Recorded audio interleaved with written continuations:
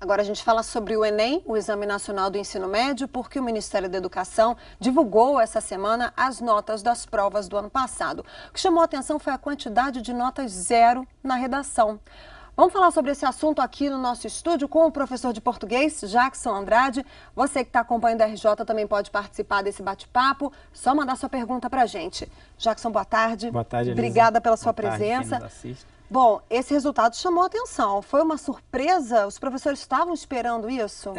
A surpresa maior foi a proposta de redação do Enem, que deu uma boa amadurecida. Ela agora está exigindo um pouco mais dos candidatos.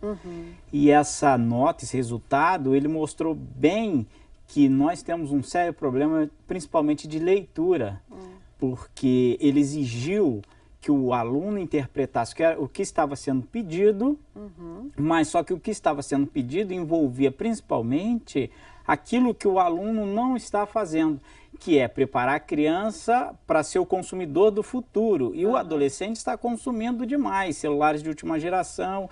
Então, faltou para o aluno, principalmente, condições de argumentar isso.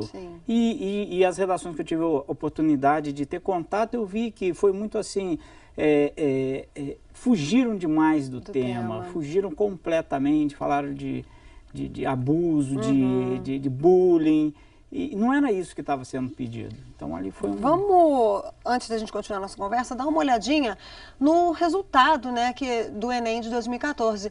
6.300.000 candidatos, 248.471 redações, redações anuladas, 250.000 redações com nota zero.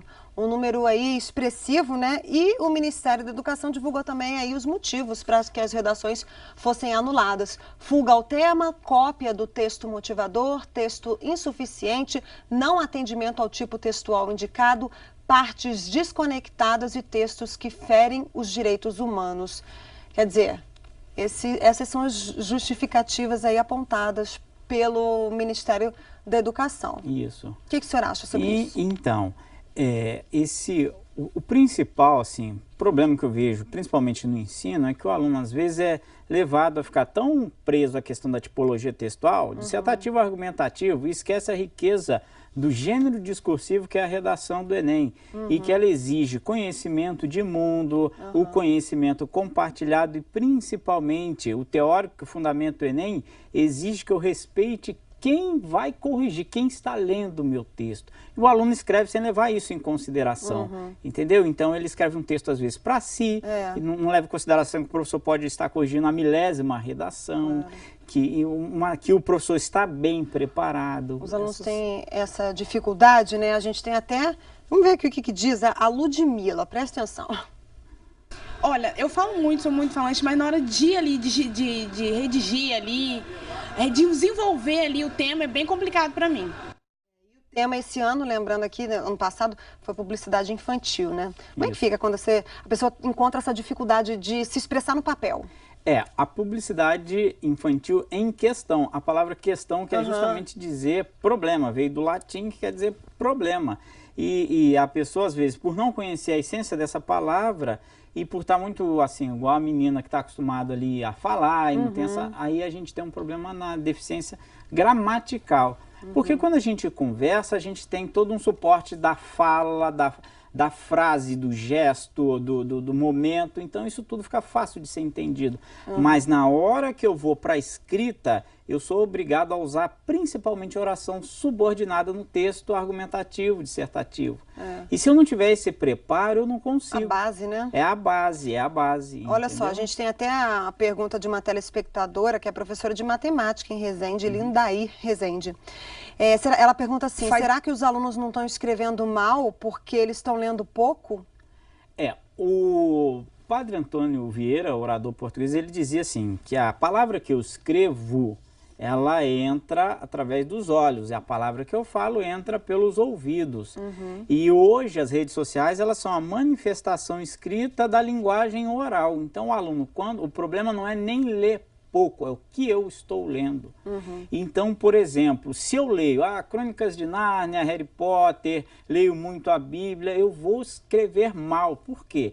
porque são textos que contemplam linguagem. oração coordenada. E o texto dissertativo precisa da leitura de Machado de Assis, eu preciso de uma leitura um pouco mais elaborada para me dar competência, que o Enem quer competência, para escrever bem. Vamos ver o que diz agora um estudante sobre essa preparação para o Enem, né? Faz um tempo já que eu fiz, mas se eu não me engano eu fiz no começo da prova, fiz a redação e depois fui fazendo o resto.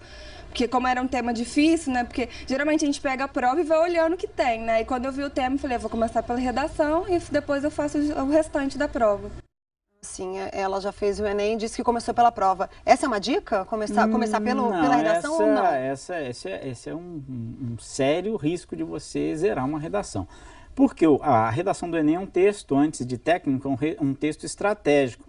Então eu leio a proposta inteira e vou fazer as questões do Enem. O meu subconsciente começa a trabalhar naquelas questões. E eu posso encontrar nos textos das questões alguma coisa que vai me proporcionar, tá, entrar com um argumento mais forte. Então eu preciso ler primeiro toda a proposta para depois de feita a prova, aí sim que eu vou rascunhar a redação. E de preferência uma pausa para ir ao banheiro, porque esse afastamento do rascunho é uma dica legal. ótima. Tá ótimo. Obrigada pela sua participação. Eu que agradeço aí a Obrigada. oportunidade.